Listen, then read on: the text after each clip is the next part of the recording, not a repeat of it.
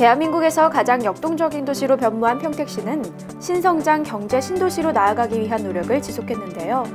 삼성전자가 총 15조 6천억 원을 투자해 만든 삼성반도체 평택단지는 세계 최대 규모로 지난 6월부터 가동을 시작했습니다. 평택 브레인시티 사업은 평택시 도일동 일대 482만 4,912제곱미터의 성균관대 캠퍼스를 포함한 첨단 복합 산업단지를 조성하는 프로젝트인데요. 제4차 산업의 전초기지로 성장하게 될 평택 브레인시티 조성을 위한 첫 시작으로 평택도시공사와 브레인시티 프로젝트 금융투자는 지난 12월 20일부터 평택 브레인시티 일반산업단지 보상계획을 발표했습니다. 지난 6월 평택시는 투자유치 설명회를 주최해 삼성전자의 반도체 라인 가동과 황해 경제자유구역, 그리고 브레인시티 개발 사업 등 평택의 우수 투자 지역을 국내외 기업 대표와 관계기관에 알렸습니다. 신성장 경제 신도시 평택을 상징하는 것 중 통북시장 청년숲이 빠질 수 없죠. 평택시와 중소기업청은 지난 6월 통북시장 주단골목 안에 있는 빈 점포 20개를 개조해 청년숲을 만들었는데요. 통북시장의 전통은 살리고 청년들의 창의적인 아이디어를 도입한 청년 창업 쇼핑몰로 각광받고 있습니다. 두 번째 주제는 시민 편의 도시 평택입니다. 49만 평택 시민들의 편의를 위해 평택시에선 교통과 행정, 그리고 교육 지원에 나섰습니다. 먼저 평택시의 오랜 수건 사업이었던 송탄 시외버스 터미널을 새로운 모습으로 단장해 지난 6월 개통식을 가졌고요. 지난 3월 문을 연 진이도서관은 평택 시민들의 올바른 독서문화 정립을 위해 평택시가 준비한 12번째 시립도서관입니다.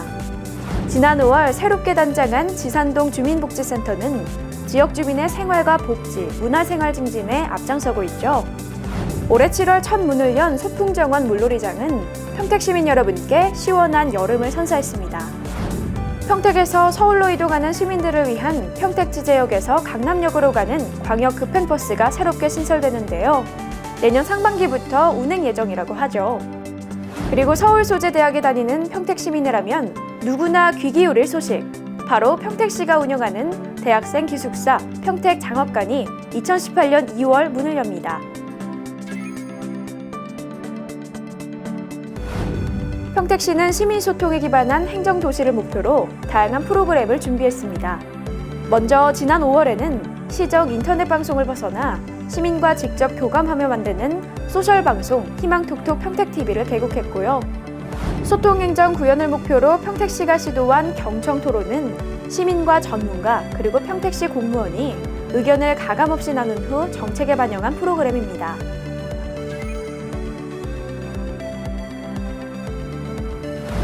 건강한 시민이 건강한 평택시를 만듭니다. 이를 위해 평택시는 시민들의 스포츠 활동을 후원하고 있는데요. 지난 2월 평택시는 시민 아마추어 축구단인 평택시민축구단을 창단했고요.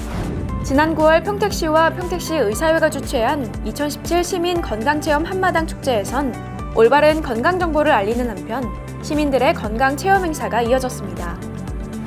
건강도시 평택을 알리는 마지막 뉴스는 2017 평택항 마라톤 대회인데요. 지난 9월 전국 2만여 명의 마라토너가 참여한 2017 평택항 마라톤 대회는 평택을 넘어 전국을 대표하는 스포츠 제전으로 자리 잡았습니다.